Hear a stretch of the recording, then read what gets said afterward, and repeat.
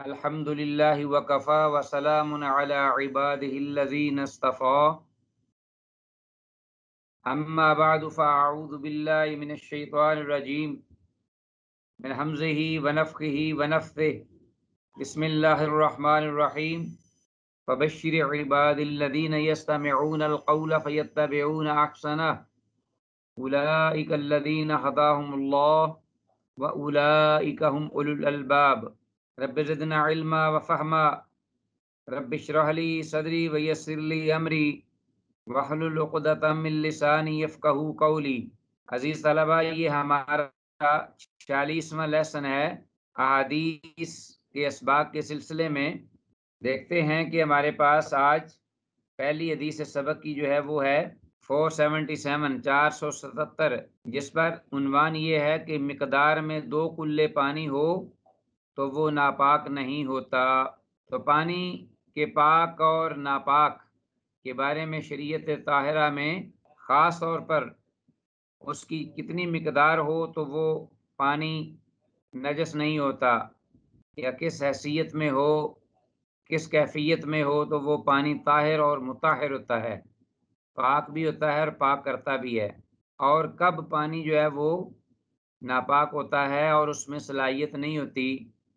پاک کرنے کی، خود بھی پاک ہونے کی۔ تو اس سلسلے میں آتے ہیں 477 نمبر حدیث پر، جو عبداللہ ابن عمر رضی اللہ عنہما سے مروی ہے۔ قال، وہ کہتے ہیں، سئل رسول اللہ صلی اللہ علیہ وسلم عن الماء،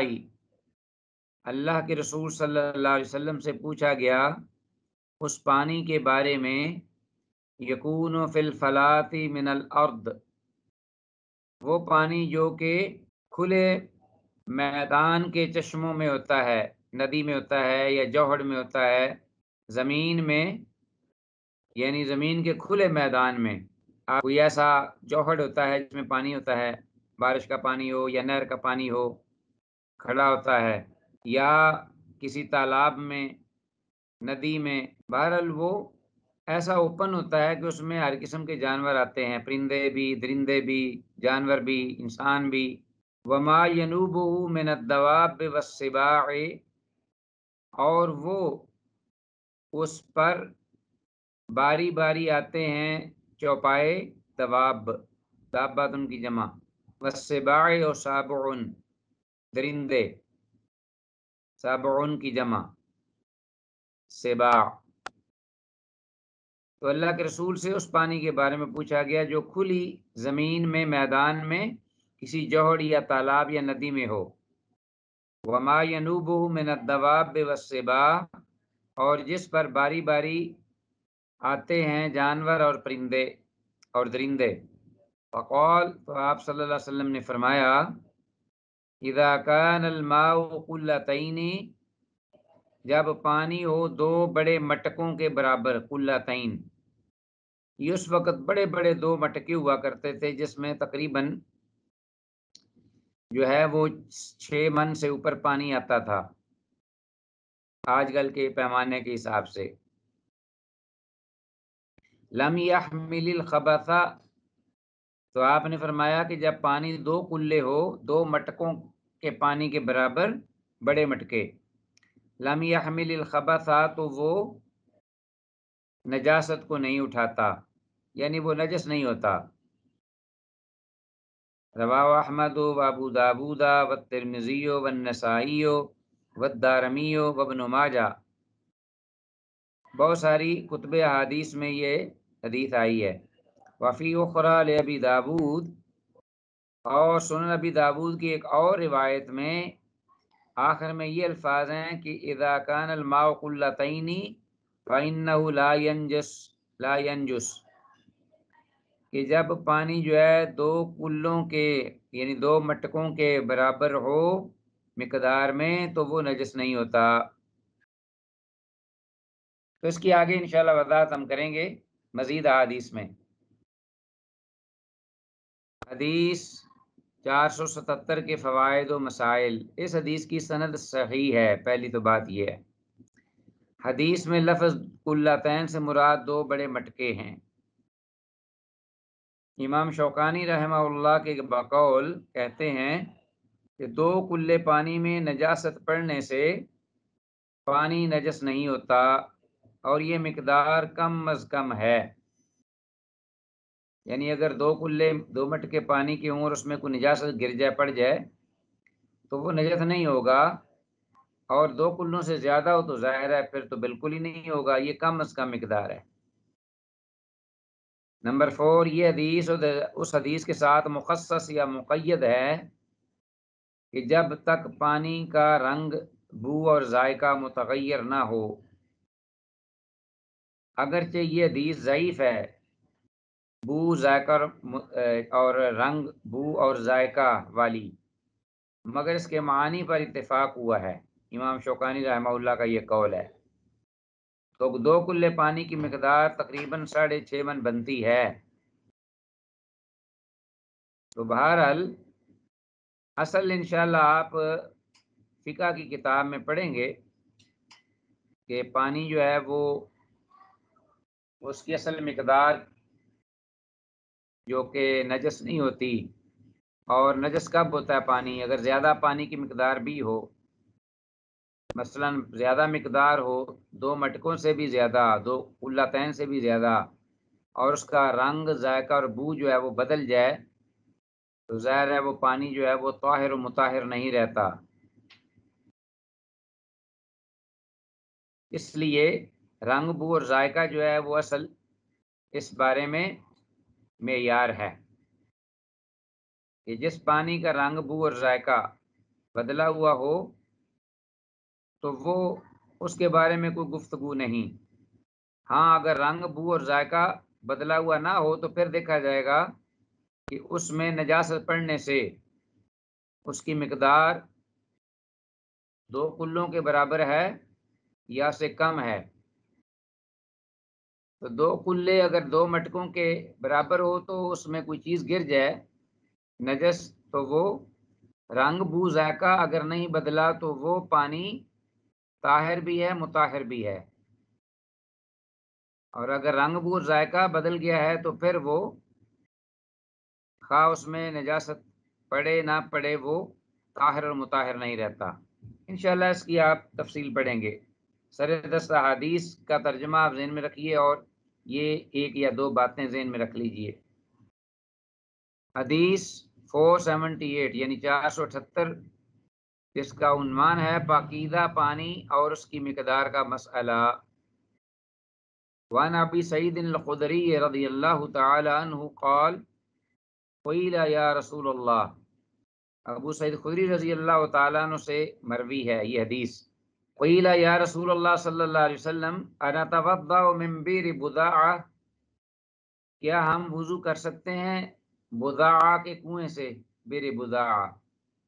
یہ مدینہ کے آؤٹسکرٹ آف مدینہ یہ کنواں تھا۔ وَهِيَ بِئْرٌ يُلْقَى فِيهَا الْحِيَضُ، اور وہ ایسا کنواں ہے کہ جس میں حیض کے کپڑے، ٹاکیاں، پیسز وہ پھینکے جاتے ہیں۔ وَلُحُومُ الْكِلَابِ، اور کتوں کے گوشت، مردار، وہ پھینکے جاتے ہیں۔ وَالنَّتْنُ، اور اسی طرح بدبودار چیزیں، گلی سڑی، یہ ساری گندگی جو ہے وہ اس میں آتی ہے۔ یلقا فی الحیض ولحوم الکلاب والنتن، یہ نائب الفاعل ہیں، سارے گرائے جاتے ہیں۔ تو اصل میں یہ کنواں جو تھا نا، اس کے پاس 2 نالے تھے گندگی کے، جو کہ بستیوں یا شہروں یا قصبوں سے نکلتے ہیں، جیسا کہ آپ کو علم ہے۔ تو یہ 2 نالے جو ہیں ان کا اینڈ وہ کنواں تھا یا کنواں میں بھی گرتے تھے، تو اس طریقے سے یہ گندگی اس میں جا پڑتی تھی کنویں میں، لیکن وہ پانی بھی اس میں بہت زیادہ تھا۔ ظاہر ہے کنواں جو ہے اس میں سے پانی نکالا جاتا ہے، سیراب کیا جاتا ہے، وہ چلتا ہے، پھر بھر جاتا ہے، پھر چلتا ہے، پھر بھر جاتا ہے، ساتھ ساتھ پانی نکالا جاتا ہے، تو وہ ایک قسم کا جاری چشمہ ہوتا ہے کنواں، لیکن اس میں اس قسم کی چیزیں بھی آ کر گرتی تھیں۔ وقال رسول اللہ صلی اللہ علیہ وسلم، اللہ کے رسول صلی اللہ علیہ وسلم نے فرمایا انما الماء طہور، بے شک پانی جو ہے وہ پاک ہی ہوتا ہے۔ لا ينجس شیء، تو اسے کوئی چیز ناپاک نہیں کر سکتی۔ لا ينجسہ شیء، نہیں نجس کرتی اس کو کوئی چیز۔ تو عزیز طلبہ، یہ جو کنواں ہے اور اس میں پانی ہے، وہ اس سے مراد پانی بہت زیادہ ہے وہاں، اور ان چیزوں کے گرنے سے ظاہر ہے کہ اس کنویں میں پانی جو نکل رہا ہے مسلسل اور کھیتیوں کو سیراب کر رہا ہے، اس کا رنگ، ذائقہ اور بو نہیں بدلتا۔ تو اس لیے اللہ کے رسول صلی اللہ علیہ وسلم نے فرمایا کہ ایسا پانی جو جاری ہو اور زیادہ مقدار میں ہو، اسے کوئی چیز نجس نہیں کرتی۔ رواہ احمد و ترمذی و ابو داود و النسائی ہو۔ اس حدیث کی سند صحیح ہے۔ حدیث میں مذکور بئر بضاعہ، یعنی بضاعہ کا جو کنواں تھا، ایک کنویں کا نام ہے جو مدینہ میں واقع ہے۔ امام مالک رحمہ اللہ کہتے ہیں جس پانی کا رنگ، بو اور ذائقہ نجاست کے پڑنے سے نہ بدلے، وہ پانی مقدار میں زیادہ یعنی کثیر کہلاتا ہے، اور جو بدل جائے وہ کم یعنی کم مقدار میں پانی یعنی قلیل کہلاتا ہے۔ تو گویا کہ امام مالک رحمہ اللہ کے ہاں جو اصل معیار ہے، کسوٹی ہے، وہ ہے پانی کا رنگ، بو اور ذائقے کا بدلنا یا نہ بدلنا۔ وہ کہتے ہیں کہ اگر نہ بدلے، خواہ وہ زیادہ ہو یا کم ہو، یا یہ ہے کہ اس میں کوئی چیز نہ گرے، تو وہ پانی جو ہے وہ طاہر مطہر ہے، اور جو بدل جائے تو وہ کم کے حکم میں ہے کہ وہ کم ہے پانی۔ امام شافعی اور امام احمد رحمہ اللہ کہتے ہیں جو مقدار کلتین جتنی ہو تو وہ کثیر کے حکم میں ہے، اور اگر اس سے کم ہو تو وہ قلیل ہے۔ ان کا معیار کلتین ہے جو حدیث میں آئے ہیں کہ زیادہ پانی کی مقدار وہ ہے جو قلتین کے برابر ہو، جیسا کہ ہم نے ذکر کیا ہے پہلے، اور وہی کثیر کے حکم میں ہے، یعنی پانی بہت زیادہ ہو۔ اور اگر اس سے کم ہو، یعنی قلتین سے مقدار میں تھوڑا سا بھی کم ہو، تو وہ قلیل ہی کہلاتا ہے، اور اس میں اگر کوئی نجاست گر جاتی ہے تو وہ رنگ، ذائقہ، بو بدلے یا نہ بدلے، وہ امام شافعی اور امام احمد کے ہاں نجس ہے۔ حدیث 479، سمندر کا پانی پاک ہے اور پاک کرنے والا ہے، اور اس کا مردار حلال ہے۔ جی، سمندر کا پانی بھی آپ دیکھتے ہیں مقدار میں بہت زیادہ ہے، اور وہ ایک جگہ ٹھہرتا نہیں، نہ اس کو سکون ہے، اور نہ ہی سمندر کا پانی جو ہے وہ اس کا رنگ، ذائقہ اور بو جو ہے وہ کسی چیز کے گرنے سے کبھی بدلا ہے۔ وہ جس قدر کوئی چیز یا مردار وغیرہ گرتا ہے اس کے اندر تھوڑے سے حصے میں، تھوڑی دیر کے بعد وہ تحلیل ہو جاتا ہے پورے سمندر میں، اور اس کا رنگ، ذائقہ اور بو ختم ہو جاتا ہے، اور اصل رنگ، ذائقہ اور بو کی طرف آ جاتا ہے۔ وعن ابی ہریرہ رضی اللہ تعالیٰ عنہ، اس میں شامل دریا اور نہر بھی ہے۔ قال، ابو ہریرہ رضی اللہ تعالیٰ عنہ سے روایت ہے، وہ کہتے ہیں سأل رجل رسول اللہ صلی اللہ علیہ وسلم، کہ ایک آدمی نے اللہ کے رسول صلی اللہ علیہ وسلم سے یہ پوچھا، فقال، اور کہا، یا رسول اللہ، اللہ کے رسول، انا نرکب البحر، کہ بے شک ہم دریائی یا سمندری سفر کرتے ہیں۔ انا نرکب، ہم سوار ہوتے ہیں، البحر، سمندر پر سوار ہوتے ہیں۔ کیا مراد؟ کہ سمندر کا سفر کرتے ہیں کشتی وغیرہ کے ذریعے۔ وَنَحْمِلُ مَعَنَا الْقَلِيلَ مِنَ الْمَاءِ، اور ہم اٹھاتے ہیں اپنے ساتھ بہت کم مقدار پانی سے۔ ظاہر ہے ایک حد تک کی پانی انسان لے جا سکتا ہے کشتی میں سفر کے دوران۔ وَنَحْمِلُ مَعَنَا الْقَلِيلَ مِنَ الْمَاءِ، اور ہم اٹھاتے ہیں اپنے ساتھ پانی کی قلیل یعنی تھوڑی مقدار۔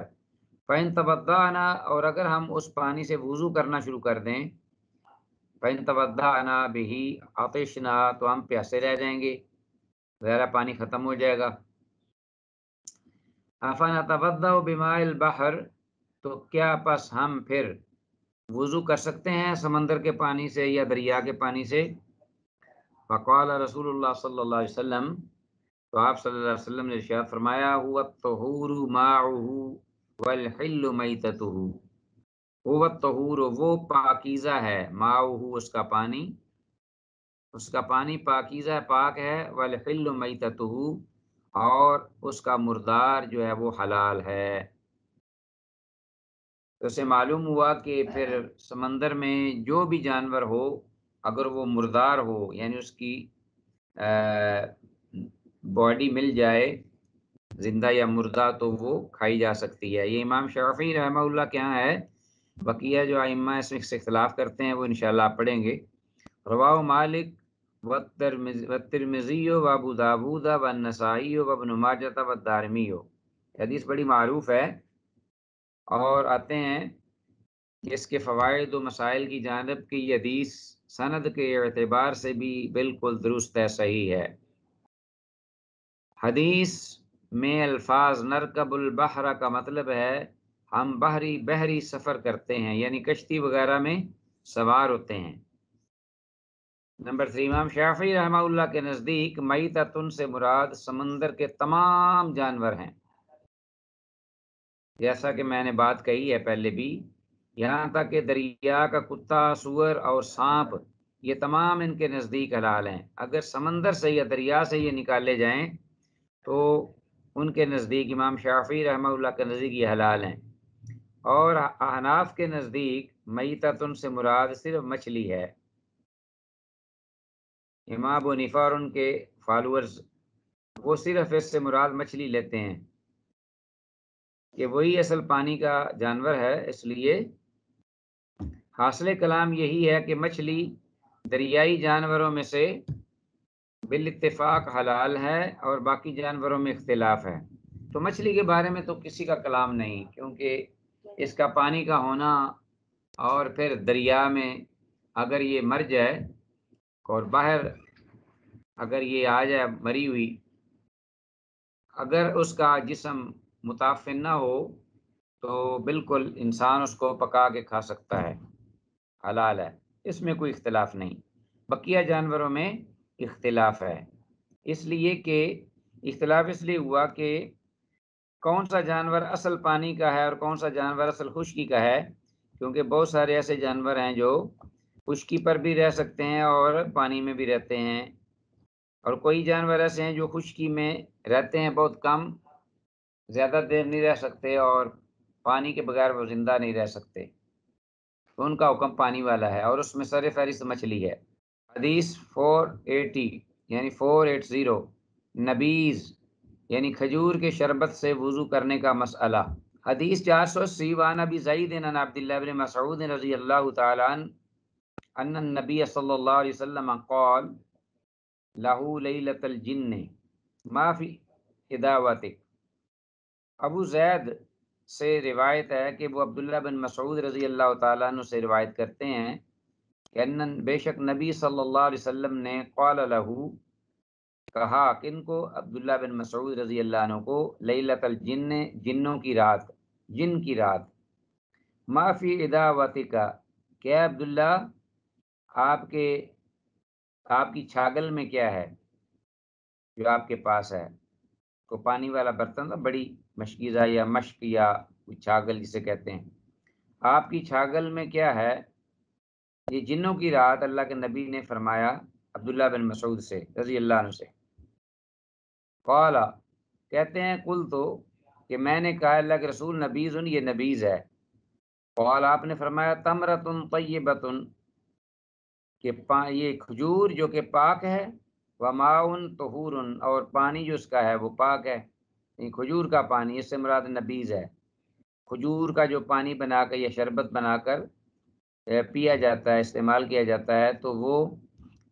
نبیذ کہلاتا ہے۔ اس وقت عرب جو ہیں وہ اس کا عام استعمال کیا کرتے تھے۔ رواہ ابو داود وزاد احمد والترمذی، امام ابو داود نے اس کو روایت کیا اور امام احمد نے اور امام ترمذی نے یہ الفاظ زیادہ کیے ہیں، وتوضأ منہ، تو پھر آپ صلی اللہ علیہ وسلم نے اس سے وضو بھی فرمایا، یہ بات کہہ کے کہ تمرۃ طیبۃ وماء طہور۔ وقال ترمذی، امام ترمذی رحمہ اللہ کہتے ہیں ابو زید مجہول، کہ یہ ابو زید جو راوی ہے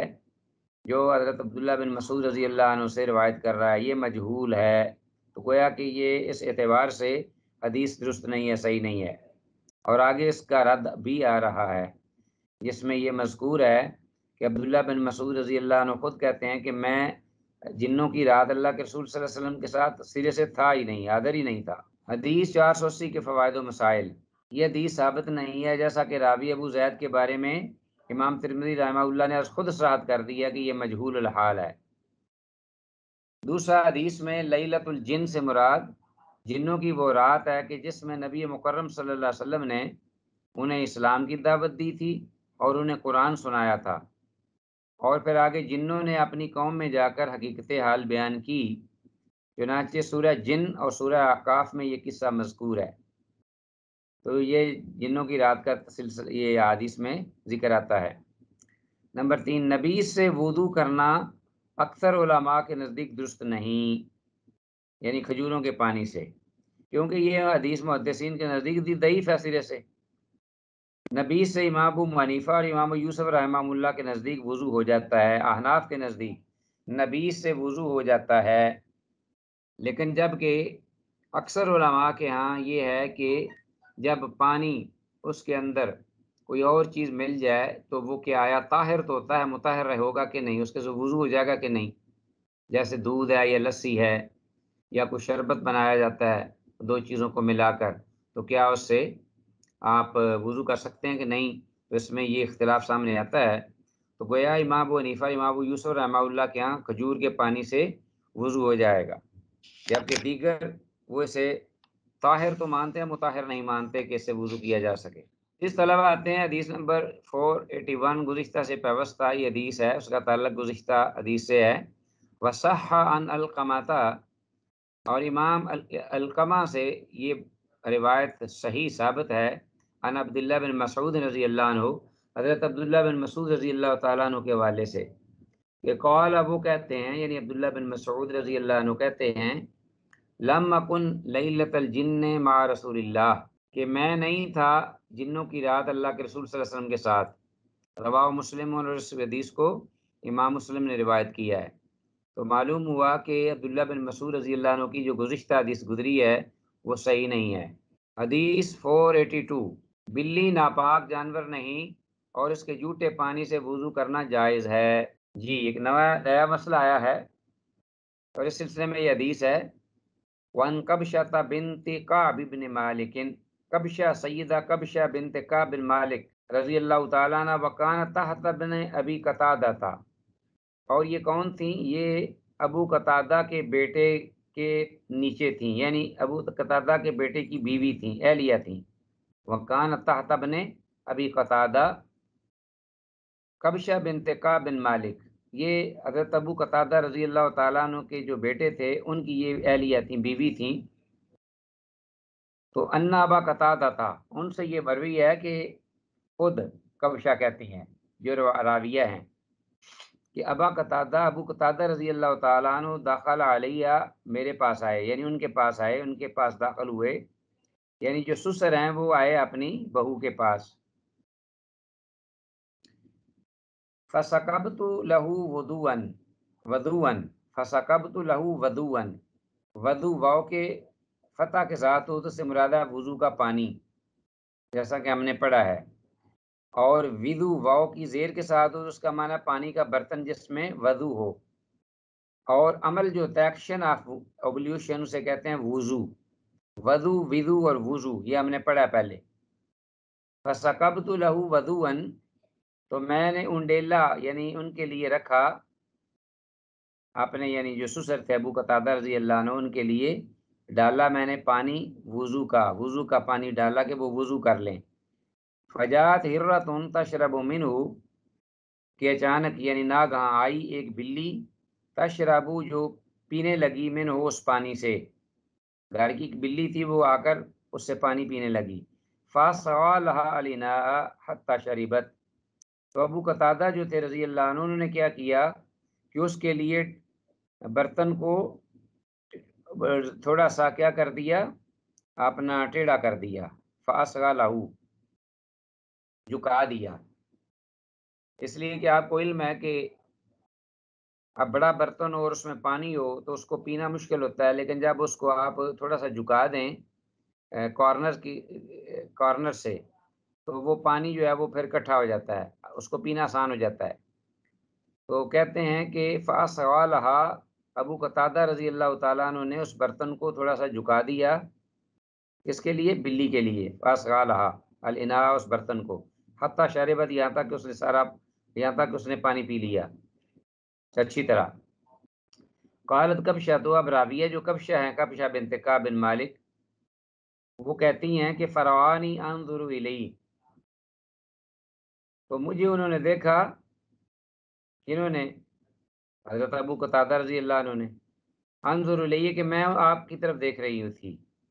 انہوں نے جو مجھے دیکھا فرعانی انظر الیہ تو میں تعجب سے ان کی طرف دیکھ رہی تھی کہ پانی میں نے ان کے وضو کے لیے رکھا اور انہوں نے بلی آئی اور اس کے سامنے بلکہ اور جھکا دیا تاکہ وہ پانی پی لے اچھی طرح تو مجھے بڑا تعجب ہوا کہتی ہیں کہ فرعانی انہوں نے مجھے دیکھا انظر الیہ کہ میں ان کی طرف دیکھ رہی تھی فقالا تو کہنے لگے اتعجبین یا بنت اخی کہ اے میری بھتیجی اے میرے بھائی کی بیٹی کیا تو اس بات سے تعجب کرتی ہے کیا اس چیز کو عجیب جانا ہے تم نے اتعجبین یا بنت اخی اصل میں وہ بھتیجی تو نہیں تھی لیکن عرب جو ہیں وہ بعض اوقات پیار سے محبت سے عقیدت سے چھوٹوں کو بھتیجا یا بھتیجی کہہ دیتے ہیں جیسے ہمارے ہاں بھی یہ متداول ہے قالت کہنے لگی فقل تو نام میں نے کہا کہ ہاں مجھے تعجب تو ہوا ہے اس لیے کہ انہیں اس مسئلے کا پتہ نہیں تھا اس لیے وہ تعجب کر رہی تھی اور ان کی طرف دیکھ رہی تھی کہ بلی کو پانی پلا رہے ہیں فقل تو میں نے کہا نام ہاں فقال تو کہنے لگے کون ابو قتادہ رضی اللہ عنہ اب انہوں نے یہ آگے سے جواب دیا کہ ان رسول اللہ صلی اللہ علیہ وسلم قال کہ بے شک رسول اللہ صلی اللہ علیہ وسلم نے یہ فرمایا ہے کہ قال ان لیست بنجس کہ یہ جو بلی ہے یہ نجس نہیں ہے ناپاک نہیں یہ جانور ناپاک نہیں ہے انہا من الطوافین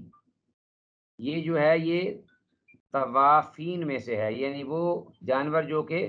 چلتے پھرتے ہیں گھروں میں آتے جاتے ہیں طوافین علیکم تم پر اب طوافات یا ان جانوروں میں سے ہیں جو مؤنث جانور ہیں طوافات طوافین مذکر کے لیے اگر مذکر ہوں میل جسے ہم بلے کہتے ہیں تو وہ طوافین ہوگا اور اگر بلیاں ہوں فیمیل تو ان کے لیے آئے گا مؤنث طوافات رواہ مالک و احمد و ترمذی و ابو داود و النسائی و ابن ماجہ و الدارمی تو یہ عزیز طلبہ یہ امام مالک امام احمد امام ترمذی امام ابو داود امام نسائی امام ابن ماجہ امام الدارمی نے اپنی کتابوں میں اس حدیث کو ذکر کیا ہے اگرچہ کچھ سند کے اعتبار سے اس میں گفتگو ہے غالباً نہیں لیکن یہ حدیث صحیح ہے اس حدیث کی سند صحیح ہے اس میں کوئی گفتگو یا کلام نہیں میں نے صحباً یہ بات کہہ دی ہے یہ حدیث بالکل درست اور صحیح ہے اور بلیوں کے جھوٹے پانی کی موجودگی میں تیمم کرنا جائز نہ ہوگا بلیوں کے جھوٹے پانی کی موجودگی میں تیمم کرنا جائز نہ ہوگا اب ایک شخص ہے نماز کا وقت ہو گیا ہے اس کا وضو نہیں اب پانی اس کے پاس پیور پانی نہیں ہے بلکہ ایسا پانی ہے کہ جس میں بلیوں نے پانی پیا ہوا ہے تو یہ تو اس کے لیے جائز نہیں کہ وہ بلیوں کا پانی چھوڑ کر وہ تیمم کر لے اور کہے کہ اس میں سے تو بلیوں نے پیا ہے اس لیے میں تیمم کر لوں گا ایسی بات نہیں ہوگی حدیث میں الفاظ الطوافات سے مراد گھر کے خادم ہیں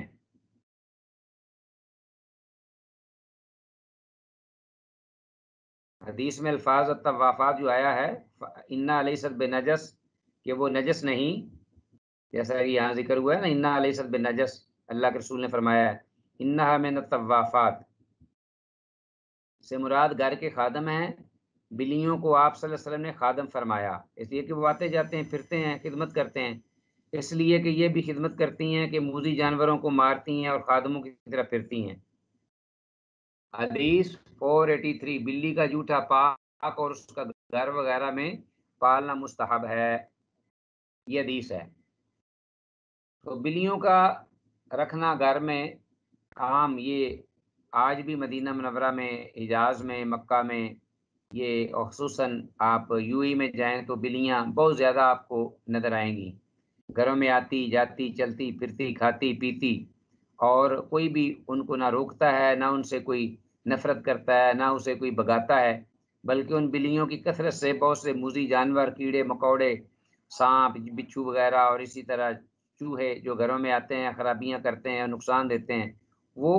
ان بلیوں کے وجود سے وہ گھروں میں نہیں رہتے، نہ رہ سکتے ہیں۔ تو اس اعتبار سے یہ جانور اللہ نے محبت کرنے والا گھروں میں پالتو سا جو از خود آتا ہے، اور پھر لوگ جو ہیں ان سے وہ مانوس ہو جاتا ہے۔ ابو ہریرہ رضی اللہ عنہ جو کہ جن کا اصل نام عبد الرحمن بن صخر تھا، ان کا بھی نام اصل میں ابو ہریرہ کنیہ اس لیے پڑ گئی کہ انہیں بلیوں سے بڑا پیار اور عقیدت تھی۔ وان داود بن صالح بن دینار عن امہ، داود بن صالح بن دینار وہ ذکر کرتے ہیں اپنی والدہ سے، اپنی ماں سے، کنا مولاتا، کہ بے شک ان کی جو آزاد کنندہ تھیں، یعنی ان کی والدہ کو جس نے آزاد کیا تھا، مالکہ مولاتا، ارسلتھا، اس نے ان کو بھیجا، یعنی ان کی والدہ کو، ماں کو، بحریستن، ہریسہ لے کر۔ ہریسہ ایک قسم کا کھانا ہے بہت ہی عربوں کے ہاں، خاص طور پہ یو اے میں بھی بہت زیادہ اس کو پسند کیا جاتا ہے۔ گندم اور اسی طرح اس کے اندر گوشت اور دیگر شوربہ اور سبزیاں وغیرہ اس میں ڈال کے تو اس کو بناتے ہیں، پکاتے ہیں، اور پھر وہ کھاتے ہیں، ہریسہ، اور بڑی مفید ہے، بہت مفید چیز ہے۔ انا مولاتہا صلتہ بحریستن، کہ داود بن صالح بن دینار کی والدہ کو ان کی جو آزاد کرنے والی تھی مالکہ، انہوں نے بھیجا کہ عریسہ دے کر الی عائشہ، حضرت عائشہ رضی اللہ عنہ کی طرف، ام المومنین، قالت، کہنے لگیں، یعنی وہی ان کی والدہ داود بن صالح بن دینار کی امی جو ہیں، یہ والدہ ہیں، کہنے لگیں، فوجدتھا، تو میں نے حضرت عائشہ رضی اللہ عنہ کو پایا، تو صلی، نماز پڑھ رہی تھیں، فاشارت الیہ، تو انہوں نے اشارہ کیا نماز پڑھتے ہوئے میری جانب، ان دعیہا، کہ اس برتن کو رکھ دو، یعنی آپ اس برتن کو رکھ دیں۔ آپ نے حضرت عائشہ رضی اللہ عنہ نے نماز میں ہی انہیں کہ آپ اس برتن کو رکھ دیں۔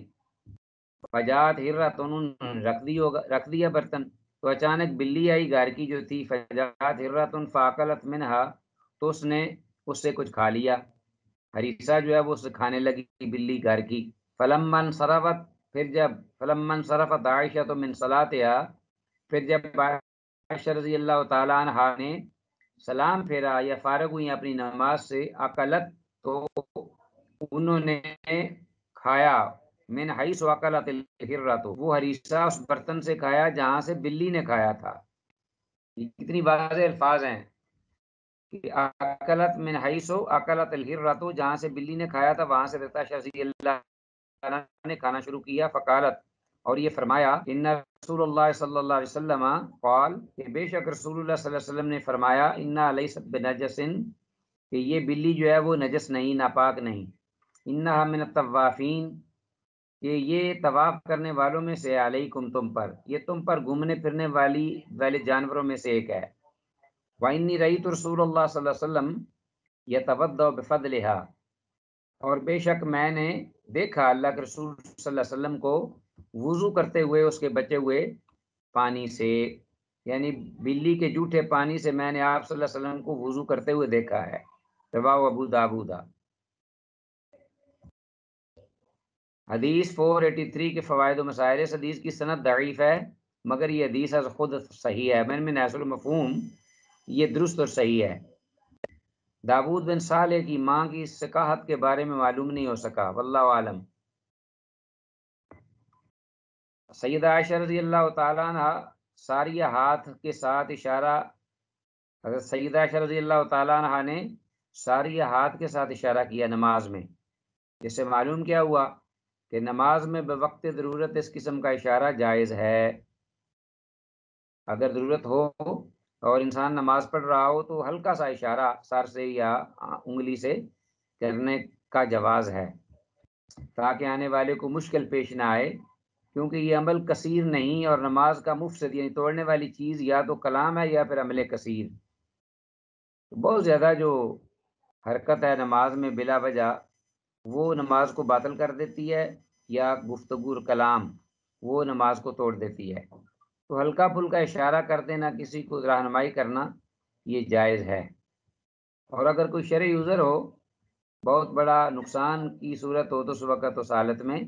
یہ ذکر ہے کہ اقتلوا الاسودین الحیۃ والاقرب فی الصلاۃ، یعنی کوئی بڑے ہی خوفناک معاملہ بن جائے، مثلا سانپ آ جائے بہت بڑا زہریلا، یا بچھو کاٹنے کے لیے کسی کے جان کا خطرہ ہو سکتا ہے، تو اللہ کے رسول صلی اللہ علیہ وسلم نے فرمایا کہ نماز کی حالت میں بھی اس کو مار دو، اور مارنے کے بعد پھر دوبارہ آپ اسی حالت میں واپس نماز میں آ جاؤ، تو یہ درست اور جائز ہے۔ حدیث 484، درندوں کے جھوٹے پانی سے وضو کرنے کا مسئلہ۔ اس سلسلے میں حدیث گزر بھی چکی ہے، اور یہ بھی حدیث ہے، وعن جابر بن عبداللہ رضی اللہ عنہما قال سئل رسول اللہ صلی اللہ علیہ وسلم، کہ اللہ کے رسول صلی اللہ علیہ وسلم سے پوچھا گیا، انتوضا بما افضت الحمر، کیا ہم وضو کر سکتے ہیں اس پانی کے ساتھ جو کہ گدھوں سے بچا ہوا ہے؟ الحمر بیمار، یعنی گدھوں کا بچا ہوا پانی جھوٹا، اس سے ہم وضو کر سکتے ہیں؟ قال نعم، آپ نے فرمایا ہاں، وبما افضل السباع كلها، اور اس پانی سے بھی کہ جو کہ ہر قسم کے سارے درندے جو ان سے بچا ہوا ہو۔ رواہ فی شرح سنہ، امام بغوی نے سو شرح سنہ میں ذکر کیا ہے۔ تو اس سے مراد وہ کثیر پانی ہے جو کہ رنگ ذائقہ اور بو جس کا بدلتا نہیں، اور اس سے یہ جانور آتے ہیں جاتے ہیں پیتے ہیں، اور پھر پانی جو ہے وہ اسی طرح جاری رہتا ہے، اور پیچھے سے صحیح اور درست بھی آ جاتا ہے پانی۔ اس حدیث کی سند ضعیف ہے، مگر مفہوم و مضمون کے اعتبار سے یہ صحیح ہے، جیسا کہ ہم نے ذکر کیا، اور المعطا میں اس کا موقوف شاہد بھی موجود ہے۔ لہذا صحیح شواہد یا صحیح احادیث میں چونکہ اس کا مفہوم مضمون موجود ہے، اس لیے اس حدیث کی سند کے اعتبار سے تو ہم اس کو ضعیف کہیں گے، لیکن مفہوم کے اعتبار سے، مضمون کے اعتبار سے ٹھیک ہے۔ یہ حدیث امام شافعی رحمہ اللہ کی دلیل ہے کہ کتے اور سور کے علاوہ درندوں کا جھوٹا پاک ہے، جبکہ احناف کے نزدیک تمام درندوں کا جھوٹا ناپاک ہے۔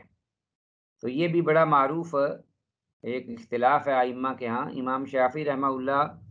جو ہیں وہ صرف کتے اور سور کو جو ہے وہ مستثنا کرتے ہیں، کہ ان کے علاوہ جتنے بھی بقیہ درندے ہیں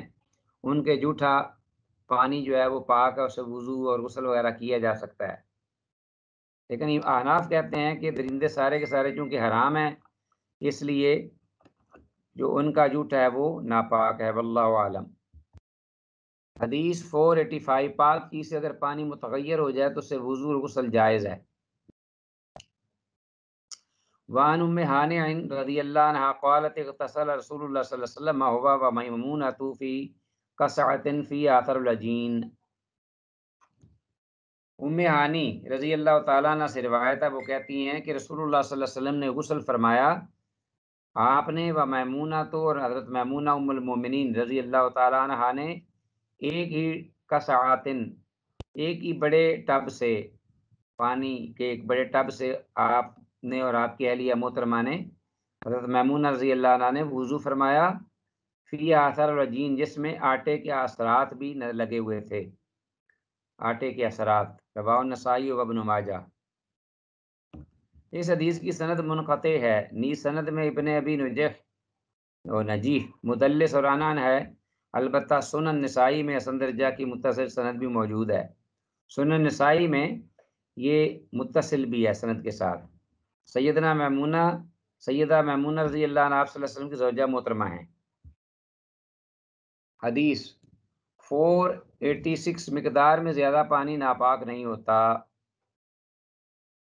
486، عن یحییٰ بن عبد الرحمن قال ان عمر رضی اللہ عنہ، یحییٰ بن عبد الرحمن سے روایت ہے، وہ کہتے ہیں کہ بے شک عمر رضی اللہ تعالیٰ عنہ خرج، نکلے، فی رکبن، ایک گروہ میں، لوگوں کے ایک گروہ میں، جماعت میں حضرت عمر رضی اللہ عنہ باہر نکلے، فی عمرو بن العاص، جن میں حضرت عمر بن عاص رضی اللہ عنہ بھی تھے، حتی وردوا حوضا، یہاں تک کہ وہ ایک پانی کے حوض، بڑے ٹب چشمہ نما ایک جگہ تھی جہاں پانی جمع تھا بڑا، اور وہاں پہنچے تو فقال امر، تو عمر بن عاص رضی اللہ عنہ کہنے لگے یا صاحب الحوض، اے حوض کے مالک، حل تارد حوضک السباع، کیا تیرے اس پانی کے حوض پر درندے جانور وغیرہ آتے جاتے ہیں؟ حل تارد حوضک السباع، فقال عمر بن الخطاب، تو عمر بن خطاب رضی اللہ عنہ جو ساتھ تھے انہوں نے یہ بات کہہ دی جب انہوں نے یہ سوال کیا حضرت عمر بن عاص نے پانی حوض کے مالک سے، تو ہم عمر بن خطاب رضی اللہ عنہ کہنے لگے یا صاحب الحوض، اے حوض کے مالک، لا تخبرنا، ہمیں اس بارے میں خبر نہ دینا، نہ بتانا، اس لیے کہ فَإِنَّا نَرِدُ عَلَى السِّبَاعِ وَتَرِدُ عَلَيْنَا، اس لیے کہ بے شک ہم جو درندوں کے پانی پر آتے ہیں اور وہ ہمارے پانی پر آتے ہیں، گویا کہ ان کا آنا جانا لگا رہتا ہے، ہمارا بھی آنا جانا لگا رہتا ہے، وہ بھی فائدہ اٹھاتے ہیں، ہم بھی فائدہ اٹھاتے ہیں، اور پانی جو ہے بہت کثیر مقدار میں ہے، پانی اپنی رنگ اور بو اور ذائقہ نہیں بدلتا، اس لیے اس میں کوئی اختلاف نہیں کہ پانی ہمارے لیے درست ہے، ہمیں جواب دینے کی ضرورت نہیں ہے۔ رواہ مالک۔ اس حدیث کی سند ضعیف ہے کیونکہ یحییٰ بن عبد الرحمن بن حاتب کے سیدنا عمر رضی اللہ عنہ سے سماع کے بارے میں نظر ہے، یہ محل نظر ہے، اس بارے میں یہ پختہ بات نہیں کہ یحییٰ بن عبد الرحمن بن حاتب جو ہیں انہوں نے حضرت عمر رضی اللہ عنہ سے سنا، جیسا کہ وہ براہ راست حضرت عمر رضی اللہ تعالیٰ عنہ کے حوالے سے بیان کر رہے ہیں۔ دیکھو نا، یحییٰ بن عبد الرحمن سے روایت ہے کہ انا عمر خرجا، تو وہ کہتے ہیں کہ سماع ان کا جو ہے وہ محل نظر ہے۔ حدیث 487 گزشتہ سے پیوستہ، یہ بھی اسی پچھلی حدیث کا ہی بقیہ ہے، حصہ ہے۔ وزاد رزین قال زاد بعض الروات، امام رزین جو ہیں وہ کہتے ہیں کہ بعض راویوں نے یہ الفاظ زیادہ کیے ہیں فی قول عمر، حضرت عمر رضی اللہ عنہ کے اس قول میں بعض راویوں نے یہ الفاظ زیادہ کیے ہیں کہ حضرت عمر نے آگے رضی اللہ تعالیٰ عنہ نے یہ بھی فرمایا کہ وَإِنِّي سَمِعْتُ رسول اللہ صلی اللہ علیہ وسلم، کہ بے شک میں نے اللہ کے رسول صلی اللہ علیہ وسلم سے سنا، یقول، آپ فرما رہے تھے، لہا ما اخذت فی بطونہا، کہ وہ درندے جو ہیں ان کے لیے وہ ہے جو انہوں نے اپنے پیٹوں میں اٹھا لیا، یعنی پانی جو انہوں نے لے لیا، پانی پی لیا، وما باقیہ فہو لنا، اور جو باقی بچ گیا وہ ہمارے لیے، طہور پاک ہے، و شراب پینے کے لیے ہے۔ تو یہ بھی الفاظ آپ صلی اللہ علیہ وسلم نے آگے فرمائے۔ اس حدیث کی کوئی اصل نہیں، واللہ عالم۔ حدیث 488، کثیر پانی درندوں کے اور اس پر وارد ہونے کے باوجود پاک اور پاک قابل استعمال ہے۔ یہ حدیث بھی اس موضوع کی پہلے گزر چکی ہے۔ وعن ابی سعید الخدری رضی اللہ تعالیٰ عنہ ان رسول اللہ صلی اللہ علیہ وسلم سئل عن الحیاض، کہ اللہ کے رسول صلی اللہ علیہ وسلم سے پوچھا گیا عن الحیاض، ان حوضوں کے بارے میں، پانی کے حوض، پانی کے ٹب بڑے بڑے بنے ہوتے ہیں جہاں پانی جمع ہوتا ہے، اکٹھا کیا جاتا ہے، پانی ڈالا جاتا ہے، محفوظ کیا جاتا ہے۔ عن الحیاض التی بین مکہ والمدینہ، جو واقع تھے مکہ اور مدینہ کے درمیان، تاردھا السباع والکلاب والحمر عن الطہر منہا، کہ جس پانی پر آتے تھے درندے، کتے اور جو گدھے وغیرہ ہیں۔ وقال، تو آپ صلی اللہ علیہ وسلم نے فرمایا، یعنی سوال کیا کہ آپ صلی اللہ علیہ وسلم سے کہ ایسے پانی کے بارے میں کیا وہ پاک ہے یا اس کے بارے میں کہ ہم اس کو استعمال کر لیں؟ فقال، تو آپ صلی اللہ علیہ وسلم نے فرمایا، لہا ما حملت فی بطونہا، ان پرندوں، جانوروں، درندوں، کتوں، گدھوں، سب کے لیے وہی ہے جو انہوں نے اپنے پیٹوں میں اٹھا لیا۔ لہا ما حملت فی بطونہا ولنا ما غبر طہور، اور ہمارے لیے وہ ہے جو انہوں نے چھوڑ دیا پاک ہے، طہور وہ ہمارے لیے پاک ہے۔ رواه ابن ماجہ۔ اس حدیث کی سند سخت ضعیف ہے۔ حدیث کی سند میں عبد الرحمن بن زید بن اسلم انتہائی ضعیف راوی ہے جو اپنے باب سے موضوع حدیث روایت کرتا ہے۔ حدیث 489، سورج کی گرمی سے، گرم کیے ہوئے پانی سے غسل کرنے سے پرہیز۔ یہ حضرت عمر رضی اللہ تعالیٰ عنہ کا اپنا ایک قول ہے، حدیث موقوف جسے کہتے ہیں، اور یہ بھی صحت کے اعتبار سے صحیح نہیں ہے، درست نہیں ہے، لیکن امام شافعی رحمہ اللہ نے ایک صحیح سند کے ساتھ حضرت عمر بن خطاب رضی اللہ عنہ کا قول ذکر کیا ہے جس سے ملتا جلتا ہے۔ بہرحال یہ سورج کی گرمی سے یعنی دھوپ میں جو پانی رکھا ہوتا ہے یا دھوپ آتی ہے تو پانی جو ہے وہ جمع ایک تالاب میں گرم ہو جاتا ہے انتہائی شدید، تو اس سے غسل کرنا، اس سے بچنا چاہیے۔ تو یہ ایک حضرت عمر رضی اللہ عنہ کا قول ہے۔ وعن عمر بن الخطاب رضی اللہ عنہ قال لا تغتسلوا بالماء الشمس مشمس، لا تغتسلوا بالماء المشمس، کہ دھوپ میں جلے ہوئے گرم پانی سے غسل نہ کرو۔ فَإِنَّهُ يُورِثُ الْبَرَصَ، کیونکہ وہ برس بیماری جو ہے کوڑ کی بیماری اس کا سبب ہے۔ فَإِنَّهُ يُورِثُ الْبَرَصَ، وہ باعث بنتا ہے برس بیماری کا۔ رواه الدارقطنی، امام دارقطنی سے روایت کیا ہے۔ تو اس حدیث کی سند ضعیف ہے، سند میں حسان بن اظہر راوی مجہول الحال ہے۔ امام بن حبان رحمہ اللہ کے علاوہ اس کی کسی اور نے توثیق نہیں کی، واللہ عالم۔ تو یہ مجہول راوی اس کے اندر موجود ہے، ابن اظہر۔ دوسرا یہ ہے کہ یہ سیدنا عمر رضی اللہ عنہ کا اپنا ضعیف قول ہے، کمزور۔ نبی مکرم صلی اللہ علیہ وسلم سے اس بارے میں کوئی صحیح حدیث ثابت نہیں، یہ ثابت نہیں، الفاظ غلطی سے لکھ دیا گیا ہے، ثابت نہیں اصل میں ہے۔ نمبر 3، امام شافعی رحمہ اللہ سیدنا عمر رضی اللہ تعالیٰ عنہ کا ایک اور سند سے قول لائے ہیں، جس کے راوی صحت کے اعتبار سے ثقہ ہیں، جس سے یہ مراد لی گئی ہے کہ اسے عادت نہ بنا لے، یعنی بار بار اور مسلسل دھوپ میں جو پانی ہوتا ہے گرم ہوا اس سے نہ نہایا کرے، بلکہ کبھی کبھار نہانے میں کوئی حرج نہیں، اکثر و بیشتر ٹھنڈے پانی سے سادہ اور تازہ پانی سے ہی نہانا چاہیے۔ اصل میں یہ بات ہے، اگر یہ قول صحیح بھی ہو، وگرنہ بقیہ تینوں اماموں کے نزدیک اس کا استعمال مکروہ نہیں، یعنی چونکہ حدیث صحیح نہیں ہے، اور اگر ہے بھی تو حضرت عمر رضی اللہ عنہ کا اپنا ایک ذاتی قول ہے، لہذا کسی بھی دیگر ائمہ میں سے امام شافعی رحمہ اللہ کے علاوہ کسی نے بھی اس کو مکروہ نہیں جانا، بلکہ کہا کہ جائز ہے، اگر پانی اور کوئی نہیں میسر تو ایسے پانی سے نہانے میں کوئی حرج نہیں۔ مگر امام شافعی رحمہ اللہ کے یہاں اختلاف ہے، اور صحیح قول یہ ہے کہ ان کے نزدیک بھی مکروہ ہے۔ امام شافعی رحمہ اللہ بھی اگر کہتے ہیں تو ان کے ہاں بھی ناپسندیدہ ہے، حرام ان کے نزدیک، ناجائز ان کے نزدیک بھی نہیں، واللہ تعالی اعلی و اعلم بالصواب۔ تو عزیز طلباء، اس اعتبار سے آج کے سبق کے حوالے سے سوالات چند ایک آپ کے سامنے رکھے ہیں، تو ان سوالات کو بھی ذہن نشین کر لیجئے گا اور ان کا اعادہ بھی کیجئے گا۔ پہلا سوال ہے آج کے سبق کے حوالے سے کہ حدیث میں لفظ قلتین سے کیا مراد لیا گیا ہے، اس کی مقدار کیا ہے، اور قلتین کا مطلب کیا ہے، حدیث میں مذکور بئر و بضاع کیا چیز ہے۔ اسی طرح نمبر 3، امام شافعی رحمہ اللہ کے نزدیک حدیث میں لفظ میتۃ سے کیا مراد ہے، اور نمبر 4، حدیث میں الفاظ الطوافات کی وضاحت کریں۔ نمبر 5، بلیوں کے جوٹے کے بارے میں شرعی حکم کیا ہے۔ تو یہ بالکل واضح الفاظ ہیں، ماشاءاللہ سوالات ہیں، کلیئر ہیں، اور اس کے ساتھ اگر کوئی سوال ہو، آپ ہمارے پاس 2 یا 3 منٹس موجود ہیں، اس سے آپ فائدہ اٹھا سکتے ہیں۔ واللہ تعالی ولی التوفیق۔ اللہ حافظ۔ استودعکم اللہ دینکم و امانتکم و خواتیم اعمالکم۔